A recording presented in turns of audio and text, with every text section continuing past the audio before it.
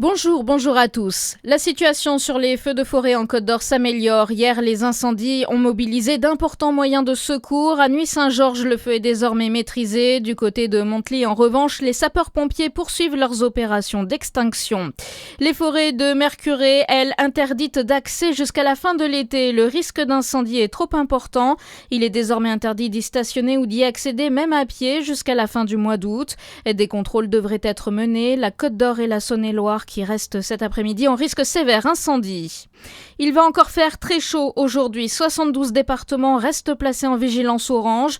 Une vigilance qui concerne toute notre région. Seule la Corse reste en vert. Une canicule qui devrait probablement se prolonger jusqu'au week-end prochain inclus.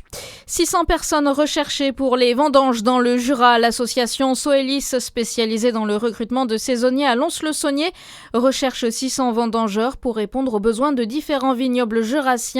Les vendanges commenceraient autour du 17 août pour les créments, un peu plus tôt que l'année dernière, mais la récolte devrait aussi être meilleure.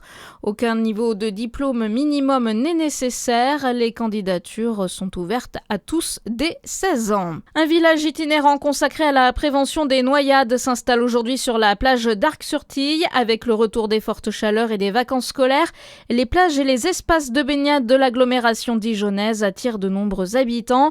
Une fréquentation qui augmente aussi le risque d'accident, même si ces sites sont surveillés. Cette journée gratuite doit permettre notamment aux jeunes de 6 à 15 ans d'apprendre les bons réflexes à adopter dans l'eau et sur les berges, Nicolas Gomez. Oui, les plus jeunes seront sensibilisés aux différences entre les lieux de baignade, aux dangers liés à la profondeur, au courant, à la fatigue ou encore à une mauvaise appréciation de leur capacité physique. Plusieurs ateliers sport-santé seront proposés, ainsi qu'une démonstration de sauvetage aquatique ou encore une initiation aux gestes qui sauvent. L'objectif n'est pas de transformer les participants en sauveteurs, mais de leur apprendre à donner rapidement l'alerte et adopter une conduite adaptée.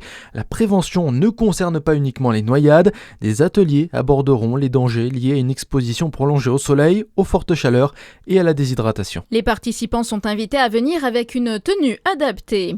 Pas de fan zone ce soir à Besançon pour le match France-Maroc en Coupe du Monde. Le match se tient à 22h. Les Bisontins devront rester chez eux ou se rendre dans un bar pour supporter leur équipe favorite. La municipalité réfléchit à installer une fan zone pour le prochain tour si les Bleus se qualifient ce soir. Et puis le Tour de France continue avec la 6e étape, 186 km entre Pau et Gavarnie-Gèdre dans les Hautes-Pyrénées. Au programme notamment le mythique Tourmalet, une étape à laquelle assistera le président français Emmanuel Macron. Le Norvégien Torstein Train conserve le maillot jaune de leader. Bonne journée sur Fréquence Plus.